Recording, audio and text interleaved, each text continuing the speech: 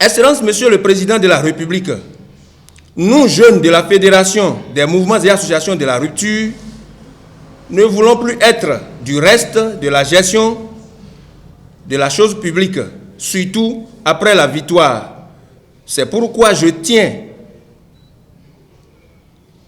à vous dire que les boucliers du temple se veulent être l'œil du peuple, l'œil de ceux-là qui ont mouillé véritablement les maillots pour votre victoire. Les boucliers du temple se veulent être votre œil et votre porte-parole auprès de la population béninoise. Excellence, Monsieur le Président de la République, les boucliers du temple savent bien que vous êtes président de tous les Béninois. Cependant, même étant dans l'opposition, on est béninois, car ceux-là qui ont combattu corps et âme votre projet de société ne peuvent en aucun cas bien les exécuter. C'est pourquoi, par ce point de presse, nous invitons ceux qui font des déclarations tous azimuts à prendre leur mal en patience et l'assumer en restant opposants au projet de la société du président Talon. Nous voulons citer les partisans du PRD, de la RB, du corps de Christ, ce corps qui a été à la base de tous les dérapages du docteur Bouniaï à la présidence de la République. Nous voulons citer aussi les fous du roi. Vous le savez très bien, les fous ne font rien de bon. Les fous ne font que salir la cour du roi. Les fous du roi ne font que créer des occasions pour des détournements que vous avez constatés dans le pays. Nous voulons citer aussi les leaders et les députés à l'Assemblée qui ont soutenu le candidat du président Bouniaï. Ils ont réclamé, en utilisant tous les pouvoirs de l'État, en clamant tous le chaos. Et finalement, ils ont vu le hockey. Ça veut dire que tout le temps qu'ils ont eu à dénoncer notre candidat, à critiquer, à le vilipender en disant que c'est le chaos, ce chaos est transformé en hockey. Koya, ayez honte. Même si l'inconscience ne tue pas l'homme, elle le met dans un cas inextricable. Si le voleur n'a pas honte, ses parents ont honte, dit-on. Si ce qu'ils ont dit jusque-là, ça ne fait même pas une semaine, ils ont commencé par se déclarer mouvanciers, le peuple a honte à leur place.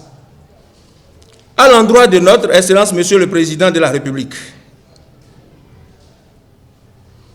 nous vous réitérons notre attention et vous demandons de ne pas basculer de la ligne que vous vous êtes tracée et sur laquelle le peuple vous a fait confiance. Nous osons croire que le nouveau président de la République n'est pas un inconnu de la maison, mais plutôt le fils prodigue à qui nous les parents accordons toute attention. Nous vous demandons de ne pas collaborer avec ses adversaires d'hier et d'oublier les vrais artisans.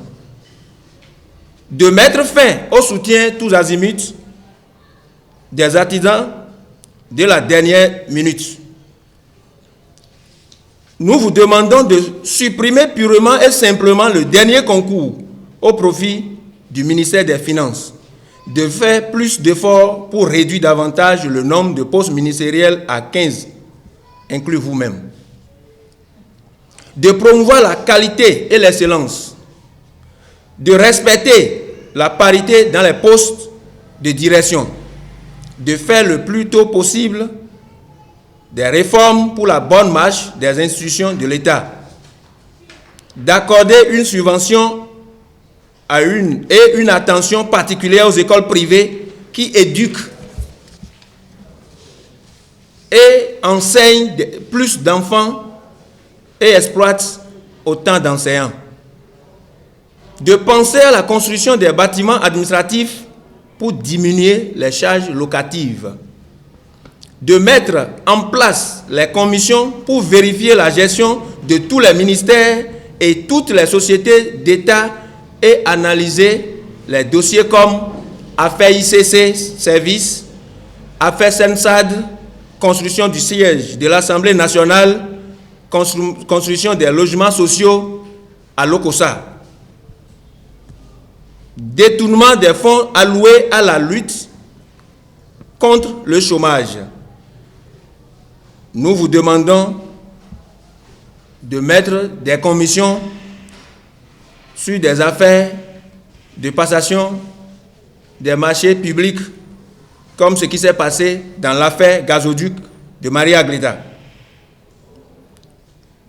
Dénationalisation de la branche industrielle de l'ONAB à la société Jupiter Impes, etc. De veiller après votre serment sur Dieu, sur les manes de nos ancêtres, à ne pas perdre les valeurs de notre pays. Nous vous suggérerons sur ce point de faire voter une loi pour que désormais chaque enfant qui naît dans notre pays ait un prénom dans son patois d'origine. Nous remercions l'assistance et promettons la prochaine sortie pour nous prononcer sur le prochain gouvernement. Le meilleur reste à venir. Nous sommes les vainqueurs. Vive le peuple béninois, vive nos institutions, vive la coalition de rupture, vive les boucliers du temps. Je vous remercie.